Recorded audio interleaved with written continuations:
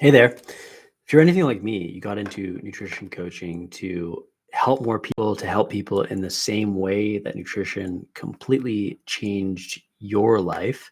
And you genuinely are a good person that wants to help people. With that being said, there's some people that you just flat out can't help.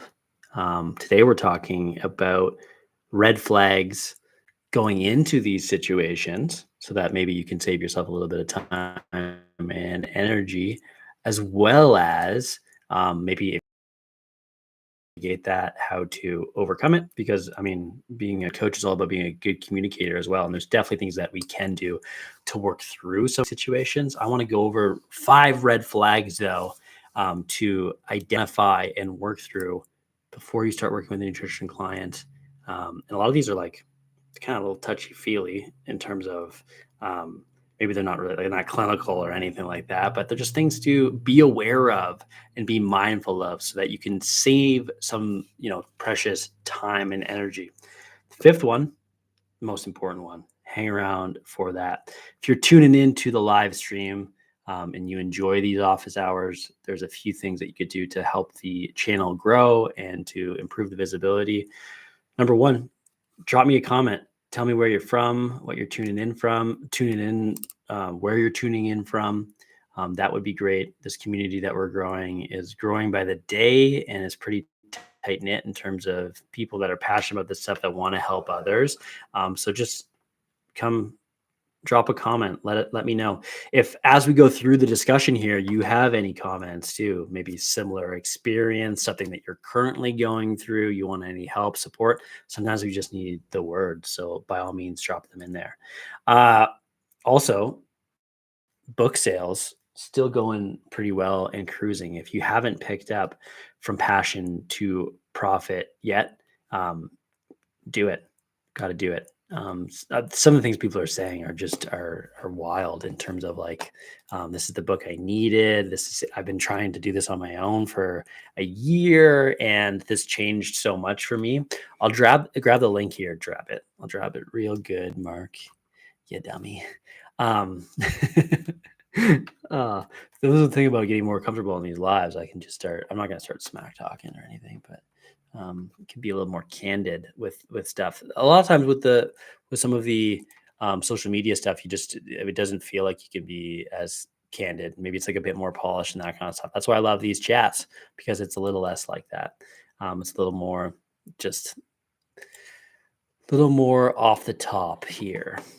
Here's here's From Passion to Profit, the link. You can buy it on any Amazon center that you shop at. Here's the American link, but it's on the Canadian, UK websites, pretty much like India, Australia, Germany. They're all there. Search it out. Pick up a copy. It's a fantastic book. Without further ado, though, here's some red flags. One thing I know right off the bat, you want almost nutrition coaching and coaching in general. You don't want to constantly be convincing people to do stuff, convincing people to sign up, convincing people to take an action item, convincing them to take the next step. When you're doing this, not only is it exhausting, but these people are never good clients. I can tell you that genuinely. There's going to be elements of coaching that you're just not going to be able to get around in terms of like needing to just making sure my mic's on, needing to point people in the right direction and be persuasive. But there's a line between that and constantly needing to convince people to do stuff. They need to see why it's in their best interest. Maybe you can learn to position that a little bit better, but they need to see why it's in their best interest to do this and take the next step. And only when, they do that, are they going to be the type of clients that you want to work with. So if you feel like you're constantly convincing people, constantly pushing that boulder up that hill, that's the first red flag that, hey, maybe this isn't the right person for my coaching. Maybe we need to have a conversation around what you want out of this if you're, an existing client.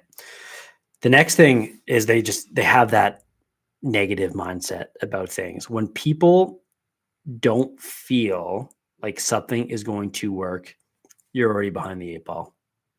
That's one of the most powerful things. I don't like this woo-woo stuff around,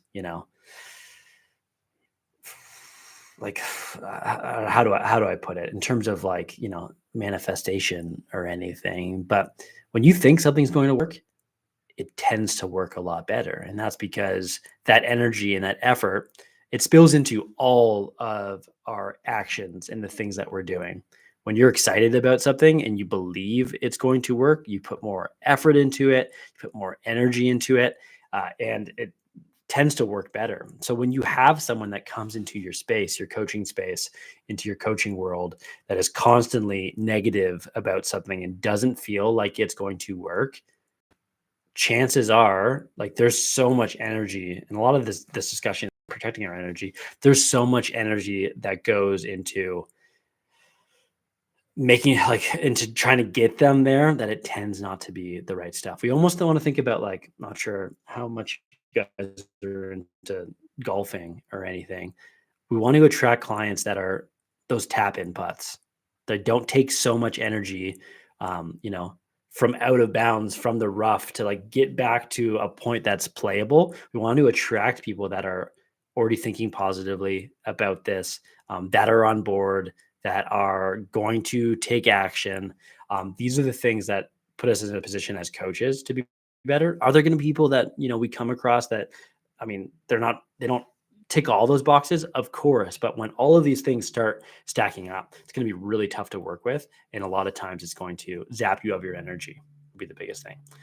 In a coaching scenario, one thing that I see time after time, and this is going to be our third red flag here, is like if you give them action items and they never follow up with it and they never talk about it again in their check-ins, it's one of those things where like they're really not valuing your coaching or taking that next step or doing any of those things. It would be the biggest thing.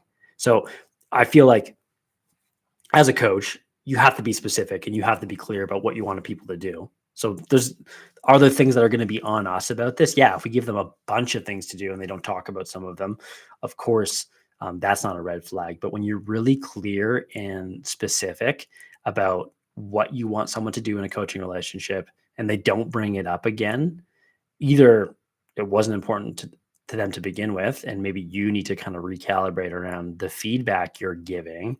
But at the same time, that's a red flag that they're not taking this process seriously. And that is definitely warrants a further discussion and putting some energy into and learning the words to approach that situation to get them to that place. Or, I mean, depending on how you've structured your coaching, getting out of that coaching relationship. The same thing goes for point number 5, red flag number 4. Sorry, I skipped to the last one. Number 5, they just don't give you enough feedback. This can happen in the actual before you started coaching them in terms of fill me in on where you're coming from. Like if it's just, one word answers and they're just doing it to do it. I mean, it's one of those things where that's like chances are that's going to spill into their feedback as you start coaching them. And those people can be tough to coach. The flip side is that they're over describers and you have to read through walls of text in that situation. I mean, it's a better situation than not getting enough. There's going to be some times where people are content and they're happy, but to coach them effectively, like we need some feedback. It's a two-way street. They got to fill you in on what's going on with them. They need to find the things that they want to work on and be invested in this process. Like you can't care more about this process than they do. And when they don't give any feedback, that's a clear sign that they don't care about this as much as you do. So that would be another, red flag.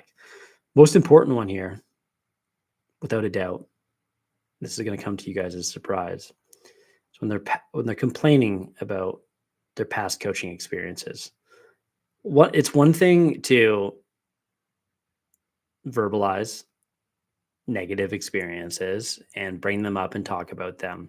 But if it's always about, and it's like maybe the first thing someone mentions is like what they didn't like about a past coach or a past approach or any of those things, it's human nature for us to think that we'll be different and we'll be able to fix things and we'll be able to approach that stuff. But time and time again, it has nothing to do with that past coach or that past environment.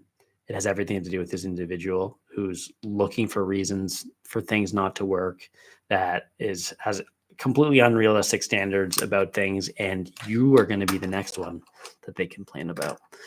So to me, yes, we should talk about that stuff. I'm not trying to gaslight anyone around, not being able to talk about their past coaching experiences or any of that stuff. But it does make you wonder, especially when it's one of those first things that they bring up, if you're not going to be the exact same scenario, despite what you do.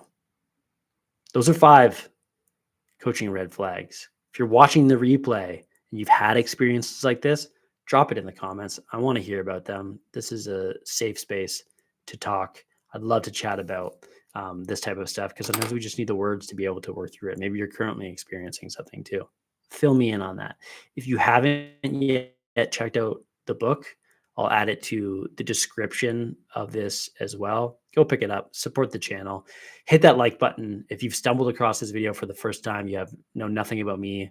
My name is Dr. Mark. I am a full-time nutrition coach. Over the last 10 plus years, I've taken my passion for nutrition and made coaching my full-time job. And I'm teaching others just like you how to do it. Follow along, hit that subscribe button, and we'll be chatting real soon. Let me know if there's anything else, guys. Hope you enjoyed another office hours. Have a good day.